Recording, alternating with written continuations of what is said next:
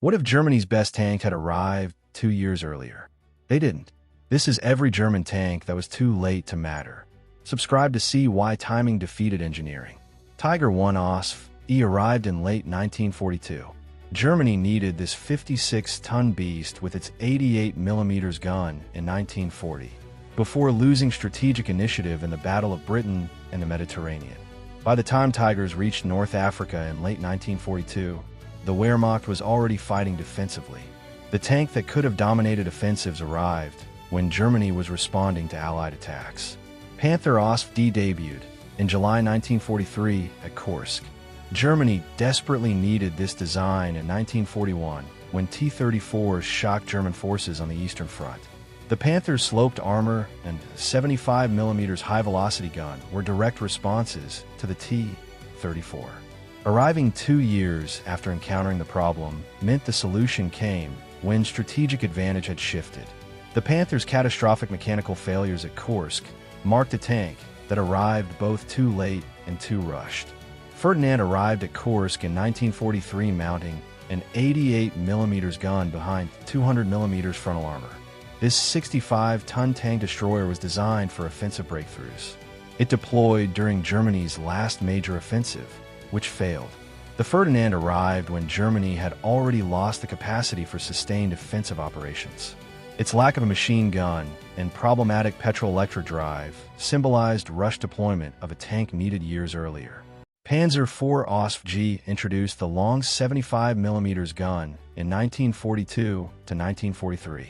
This firepower upgrade was needed in 1940 during the Battle of France, not after Germany was fighting on multiple fronts. The OSF represented the Panzer IV finally becoming the tank it should have been from the start, arriving after the easy victories had ended. Panther OSF arrived in late 1943 with transmission improvements over the disastrous OSF Fixing critical flaws 6 months after introduction demonstrated development rushed by desperation.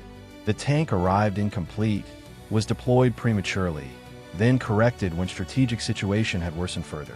Stu-G III OSF became Germany's most produced armored vehicle with its long 75mm gun variant, arriving 1942 to 1943. Mass production peaked exactly when Germany's resource base was shrinking and fuel supplies were becoming critical. The assault gun arrived in numbers when sustainability was no longer possible. But 1943 arrivals were early compared to 1944's desperate designs coming next. Tiger II OSF with Porsche turret arrived in May 1944. Germany needed this 70-ton heavy tank with its long 88mm gun in 1942 when fighting stabilized on the Eastern Front. The first 50 production models featured a curved turret with a fatal shot trap that deflected incoming rounds into the thin roof armor. By May 1944, Germany lacked the fuel to operate these massive tanks. The ultimate heavy tank arrived when supply lines couldn't sustain it. Tiger II with Henschel turret corrected the shot trap flaw by mid-1944. Total production reached only 490 units. This perfected heavy tank arrived during Germany's retreat across France following D-Day. The most powerful tank in the world deployed when strategic mobility mattered more than armor protection. Germany was fighting defensively everywhere by the time the King Tiger reached the front. Jagdpanther arrived in early 1944 mounting an 88mm gun on the Panther chassis at 46 tons. This represented the best balance of firepower, armor, and mobility in any tank destroyer. It arrived during continuous German retreat, not offensive operations. The Jagdpanther was designed for mobile warfare, but deployed during fighting withdrawals when its capabilities couldn't be exploited. Panther OSF entered service in March 1944 as a simplified production variant. It removed the driver's vision port and improved armor angles. These manufacturing efficiencies arrived when Germany's industrial capacity was being devastated by Allied bombing. Streamlining production came too late to compensate for destroyed factories and depleted resources. Brumberlate variants arrived in 1944 mounting a 150mm assault gun on the Panzer IV chassis. This urban warfare specialist was desperately needed during Stalingrad in 1942. By 1944, Germany was defending cities, not attacking them. The tank designed for offensive street fighting arrived when Germany's cities were the battlefields being defended. Nashorn reached peak production in 1943 to 1944, mounting an 88mm gun on a light chassis for long-range tank killing. This defensive weapon arrived when Germany needed offensive capabilities. The Nashorn's thin armor and open-top design made it a liability in the aggressive operations Germany could no longer conduct. Early 1944 tanks were rational compared to late 1944's pointless engineering achievements. Jagdtiger arrived in late 1944 as the heaviest armored fighting vehicle to see service. At 71 tons, mounting a 128mm gun, only 79 were produced. Each Jagdtiger consumed resources equivalent to 5 Panthers. Germany needed Panthers in quantity, not super heavy tank destroyers in handfuls. The Jagdtiger arrived when Germany's industrial capacity was collapsing and fuel supplies had virtually disappeared. Most never reached combat, abandoned during transit. Panther II remained a prototype in 1945, combining improved Panther features with Tiger II components. Only the chassis was completed before war's end. Germany was developing an enhanced Panther when it couldn't produce enough standard Panthers. Resources went to prototype development when mass production of existing designs was impossible. The Panther II represented misplaced engineering priorities during total collapse. Sturmtiger entered service in late 1944 mounting a 380mm rocket mortar on a Tiger I chassis. Only 18 units were built for urban warfare. This specialized assault weapon arrived when Germany had no cities left to attack.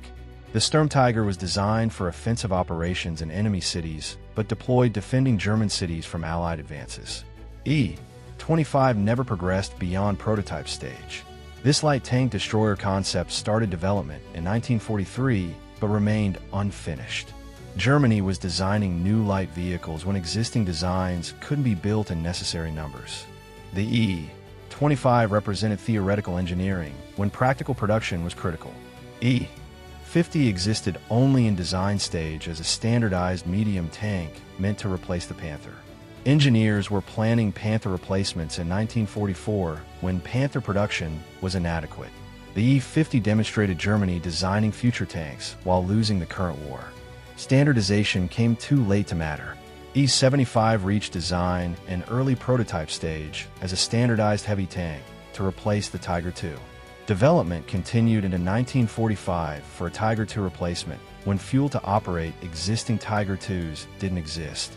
The E-75 showed engineers designing new heavy tanks while operational heavy tanks sat immobilized from fuel starvation. But late-war prototypes were practical compared to super heavy tanks that never fought.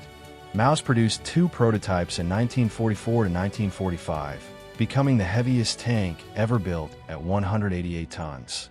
It couldn't cross any European bridge, requiring a snorkel system to drive across river bottoms underwater. Neither prototype fired a shot in combat. One was destroyed by retreating Germans, one captured by advancing Soviets. The Maus consumed resources for dozens of practical tanks to build an impossibility. Germany needed mobility when it built immobility incarnate. E-100 remained an incomplete prototype when the war ended. This super heavy standardized design was planned at 140 tons. Only the hull was completed at the Henschel factory before Allied capture. Germany was constructing super heavy prototypes in 1945 while the nation collapsed around the factory. The E-100 represented engineering continuing in a vacuum, disconnected from military reality. Low VK 7001 was canceled at the design stage as a 90-ton heavy tank predecessor to the Tiger II. Engineers canceled it for being too heavy and impractical. Yet this rational cancellation happened while Maus development continued. Germany rejected the 90-ton low as excessive, but approved the 188-ton Maus. The contradiction exposed completely broken priority systems. Tiger Maus VK 7201 never progressed beyond design as a 130-ton proposal bridging Tiger II and Maus. Engineers were designing 130-ton tanks in 1943 when fuel shortages were already critical. The Tiger Maus existed only on paper, but consumed engineering resources that could have improved existing designs. Planning super heavy tanks, while medium tanks broke down, demonstrated fatal misallocation of expertise. Landkreuzer P.1000 RAD existed only on paper as a 1,000-ton land battleship mounting dual 280mm naval guns. Hitler approved the concept. Speer canceled it as absurd. The RAT represented fantasy engineering at its peak, designing 1,000-ton vehicles when building 100-ton vehicles was already impossible. Landkreuzer P.1500 Monster never developed beyond concept stage at 1,500 tons, mounting an 800mm railway gun. This ultimate super-heavy project showed engineering completely detached from reality. Germany was sketching 1,500-ton land cruisers, while losing actual tank battles from fuel shortages and mechanical breakdowns. German tanks improved as Germany's situation deteriorated. By the time perfect tanks arrived, Germany had already lost. Engineering excellence was defeated by the calendar. Better tanks arrived too late to matter. The most advanced designs never arrived at all. Which too late tank could have changed history if earlier? Let me know in comments.